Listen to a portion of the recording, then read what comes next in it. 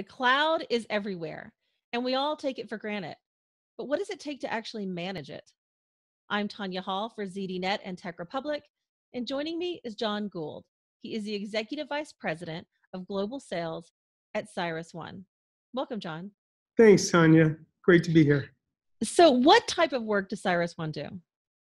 Thanks. CyrusOne is actually the fastest growing global data center provider. We are the third largest data center real estate investment trust, which just means we are structured as a REIT, a real estate company. What are some of the biggest challenges in corporate enterprise today? Sure. Well, the challenges are multiple. I think if you think about corporate America today, you could really break it into two or three buckets. You have the enterprise, let's call it the Fortune 5,000, mid-cap size companies and larger that are really struggling today with unpredictable demand. That's demand and compute. There are a lot of transformations happening today. What was virtualization is migrating into converged infrastructure. And of course, everyone today is now challenged trying to determine what workloads in their business are they going to migrate to the cloud. So I think these are a lot of the challenges today in corporate America. Everyone understands directionally where they want to go, but the old adage of what got us here won't get us there, there's a real transformation and everyone's at a different phase in their journey as they evaluate the current state and what the future state is going to be and how they get there. What are some of the notable trends that you're seeing right now in the data center and or cloud industry? Sure. Where there are kind of big picture macro trends, and then there are micro workload trends. At the macro level, you're seeing almost every entity, whether it's a large hyperscale cloud provider, a Fortune 500 company, or a Fortune 5,000 company, really they have stranded a lot of capital in deploying their own data centers. So one of the benefits to a CyrusOne today in the whole industry is more and more entities now are realizing it's a no-brainer. They want to get out of building their own data centers, and they want to leverage great providers like CyrusOne to scale their dollar more fully, almost the way a shared economy does, right? I don't need to go build an entire data center. I can take out and lease a portion of a highly utilized, highly resilient and secure facility from a CyrusOne. At a more micro level, thank you. At the more micro level, I think that the challenges many companies face in the technology transitions occurring really get down into the workload area. So a lot around analytics, a lot around artificial intelligence, Internet of Things, and trying to figure out almost the network latency required or the challenges with latency to deliver those workloads to whatever user group they're trying to facilitate. Those are the challenges right now where people are starting to move those workloads into the cloud or facilitate that within their own co-located data center environment. How do you believe the data center cloud industry will be digitally disrupted in the next 5 years? Gosh, it's a great question. I think that the disruption that's occurring is that data is just exploding.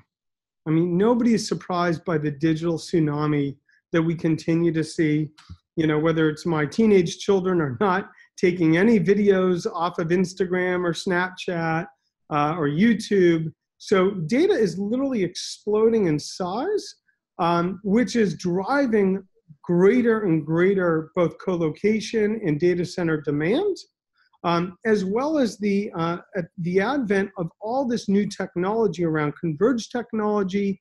Converged technology is driving greater density, right? So more compute for every square foot, which is now there are all these ripple effects, which is driving hardcore evaluation of cooling technology. You have to keep the servers cool.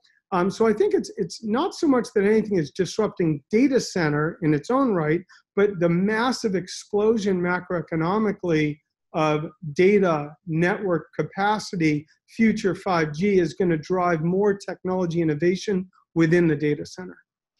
So in that digital disruption and speaking of 5G, will that create a boom then in cloud computing? Oh, I think it will. I think view it almost no more like just more access points and higher speed, perhaps easier adoption. One of the trends we see quite frequently right now is as enterprise organizations are trying to figure out how do I leverage cloud, the real question is twofold. One, there's always the risk compliance concern of critical IP, but the other is how do I actually access the cloud? And one of the biggest concerns today is accessing via public internet, right? It might be a perception issue, but ultimately it's an access point concern. The other issue that's underneath all that is the fact that data sets are getting larger and larger. When we're playing with artificial intelligence, you go into certain verticals like oil and gas and seismology or fintech, financial services, high analytic horsepower. You don't have the luxury to afford the latency to go from your facility to a public cloud provider and back. So the point is there are more access points. This is where I think CyrusOne provides a unique differentiator for our clients. We have 9 of the top major cloud providers in our footprint today, which gives them very easy access to have a private cloud connection, literally a cross-connect away to access a Microsoft Azure or major public cloud provider. With more and more data out there and companies being a little more vulnerable to hacking and security risk, how does cloud computing help improve data security? Listen, it's a great question. Obviously, the major cloud providers are well aware of the perceived concern, and I know they are putting a ton of energy and capital into securing data that goes into the cloud and comes out of the cloud. But again, back to what I just referenced, part of that is the journey that each enterprise company is evaluating. They tend to evaluate by the workload or application. So there are certain applications that are so at risk, they don't want to put those in the public domain, which is why most companies are evaluating a hybrid cloud solution whereby they can keep certain critical IP and critical data within their own firewall in a private cloud environment, and then other data they're more comfortable exposing to the public cloud, for example, software as a service, different development apps, they'll put those in public as a risk mitigation. As cloud computing continues to grow, how have data centers had to adjust? Listen, it's been a great journey, but a challenge in its own right. So the benefit, almost in the idea of the kind of innovator's dilemma, is that cloud computing companies are so sophisticated in what their data center requirements are, and they've optimized their applications so much, they've actually pressured the data center companies because it keeps pushing us to the next phase of innovation.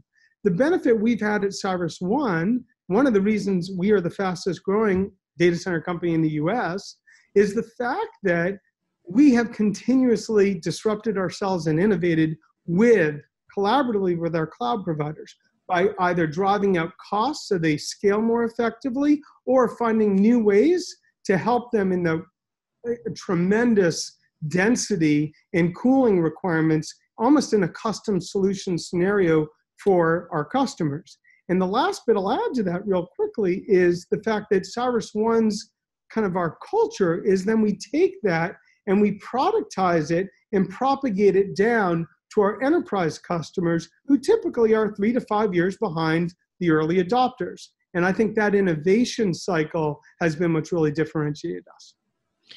What technologies impact the data center industry the most? I think some of the technologies we referenced earlier are probably the most impactful. You see a dramatic trend around big data and analytics. You see a huge trend around, Internet of Things in artificial intelligence, machine learning. And I think what you're seeing within the data center sector is the level of data and the sheer power of these high performance computing clusters is driving more innovation in the data center to cool and keep these environments up and running. So I think those are the things that are driving the innovations in data center as opposed to just data center innovating for the sake of innovation. You've stated that 90% of organizations are underutilizing their resources they have. So what do they need to do differently to be more effective? Yeah, great question. I think in every company is different. And every company, again, has its own transformation imperatives. So I can't make a blanket statement across the board. But stereotypically, like any other industry over the last 50 years, it goes back to knowing your core competency and knowing what you do well. And knowing the fact that if you are able to gain leverage of a company like a CyrusOne that will deploy close to $3 billion of capital this year. So the fact that they get leverage of our capital deployments and our level of spend, they can share the data center with others, almost like the virtualization concept, where they're getting more bang for their buck and they can deploy capital towards higher return investments like M&A or R&D of their core products.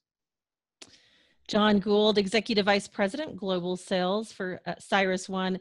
Thank you for shedding some light on cloud computing and the work that you're doing. If somebody wants to connect with you and find out more about data center in cloud computing, how can they do that? Yeah, thanks so much, Tonya. And again, appreciate you having me. Feel free to have anyone send an email to info, as in information, at CyrusOne.com, and happy to get back to them. Thanks again, John. And if you want to find me, you can find more of my interviews right here on ZDNet or Tech Republic, or maybe go to my website, tonyahall.net. I have links to all my social sites. Thanks for listening.